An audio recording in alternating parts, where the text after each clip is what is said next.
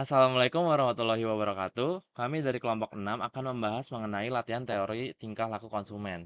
Sebelumnya, kami dari kelompok 6 mengucapkan terima kasih kepada Ibu Retno Puji Astuti, SEMAK, atas kesempatannya. Sebelum kita membahas latihan teori tingkah laku konsumen, izinkan kami memperkenalkan anggota kelompok kami. Yang pertama yaitu saya sendiri, Panji Ari Nugroho dengan NIM 4322401025. Saya Maisara Ariyanti dengan NIM 432240101084. Saya Ika Handayani dengan NIM 432240101085.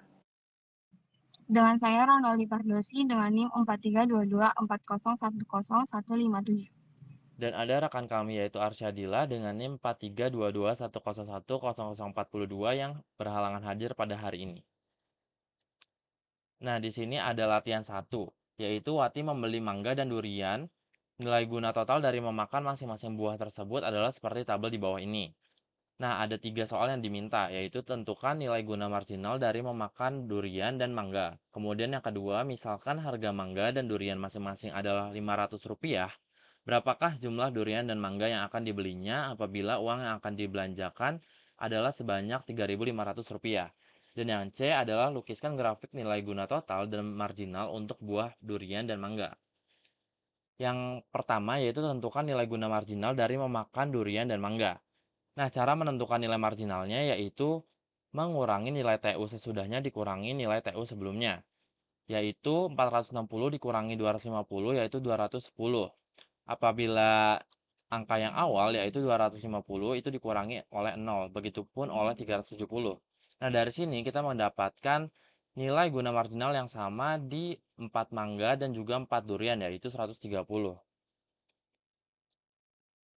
Kemudian yang B, misalkan harga mangga dan durian masing-masing adalah Rp500, berapakah jumlah durian dan mangga yang akan dibelinya apabila uang yang akan dibelanjakan adalah sebanyak Rp3.500? Nah, di sini ada 2 kemungkinan, yaitu durian 3 buah dan mangga 4 buah, atau durian 4 buah dan mangga 3 buah. Namun apabila kita gunakan prinsip keseimbangan konsumen, yaitu membeli buah dengan nilai guna marginal per unit harga, yaitu MU per P tadi, bisa ditentukan dari yang tertinggi terlebih dahulu hingga uang habis. Nah, berdasarkan hitungan kami, maka total uang yang dibelanjakan adalah Rp3.500 dan Wati akan membeli 4 durian dan juga 3 mangga.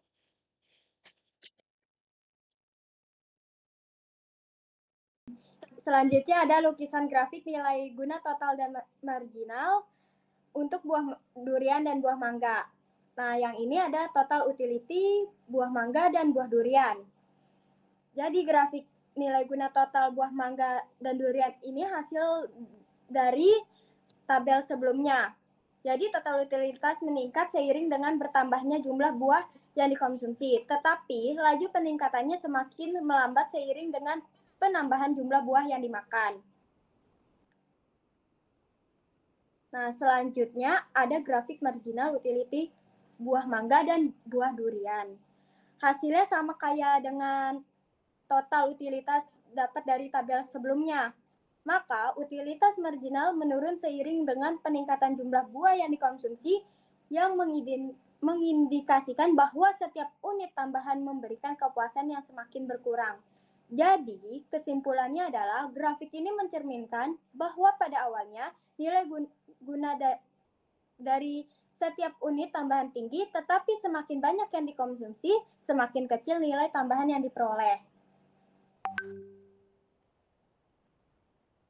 Selanjutnya ada latihan 2, yaitu seorang konsumen ingin membeli makanan dan pakaian untuk dirinya dan keluarganya. Harga makanan adalah 600 dan selai pakaian seharga 6.000. Nilai guna total yang diperoleh dari mengkonsumsi pakaian dan makanan adalah sebagai tabel berikut. Nah, lalu ada 3 permintaan. Yang pertama, hitunglah nilai guna marginal untuk makanan dan pakaian ada berbagai unit barang. Yang kedua, misalkan pendapatan konsumen adalah 27.000, apabila semua pendapatan tersebut dibelanjakan, berapa banyak makanan dan pakaian yang akan dibelinya untuk memaksimumkan kepuasannya. Yang ketiga, misalkan pendapatan konsumen itu adalah 38.500 dan harga pakaian meningkat menjadi 12.000, gabungan makanan dan pakaian yang bagaimanakah perlu dibelinya untuk memaksimumkan kepuasannya? Berapakah sisa pendapatan yang ditabung? Nah, untuk menyelesaikan pertanyaan pertama yaitu hitunglah nilai guna marginal untuk makanan dan pakaian ada berbagai unit barang. Jadi,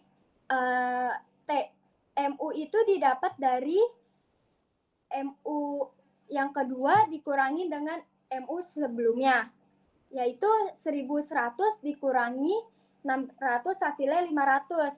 Dan untuk MU yang pertama yaitu TU dikurangin 0, hasilnya tetap 600. T itu dapat dari soal, ada di soal. Lalu MU per P yaitu dari 600 dibagi 600 hasilnya 1,00. Selanjutnya 500 dibagi 600 hasilnya 0,83 dan seterusnya. Jadi ada hasil yang sama, ada dua, yaitu satu makanan dan 3 pakaian yang hasilnya 1,00. Yang kedua ada 5 makanan dan 4 pakaian yaitu 0,33. Oke, di sini kita akan membahas soal berikutnya di mana misalkan pendapatan konsumen adalah 27.000. Apabila semua pendapatan tersebut dibelanjakan, berapa banyak makanan dan juga pakaian yang akan dibelinya untuk memaksimumkan kepuasannya. Nah, di sini sudah disediakan tabel. Nah, untuk mengerjakan soal tersebut, langkah pertama yang kita lakukan yaitu kita pertama sekali mencari kombinasi antara marginal utility per price antara makanan dan pakaian yang sama atau bahkan mendekati. Nah, di sini kita dapat melihat bahwa MU per P antara makanan dan pakaian itu ada yang sama yaitu 0,33 ada di makanan dan juga pakaian. Nah, untuk selanjutnya itu kita menjumlahkannya di mana makanan sama dengan 5 dikali 600. 5-nya itu kita dapat dari jumlahnya dan 600-nya itu sudah diketahui dari soal sebelumnya. Maka 5 dikali 600 sama dengan 3.000 dan untuk pakaiannya sama yaitu 4 dikali 6.000 sama dengan 24.000. 4-nya itu didapat dari jumlahnya dan 6.000 itu juga sudah diketahui dari soal sebelumnya yaitu 4 dikali 6.000 sama dengan 24.000. Maka kita menjumlahkannya yaitu 3.000 ditambah 24.000 sama dengan 27.000. Nah, dari uang konsumen 27.000 tersebut sudah mendapatkan 5 makanan dan juga 4 pakaian, maaf.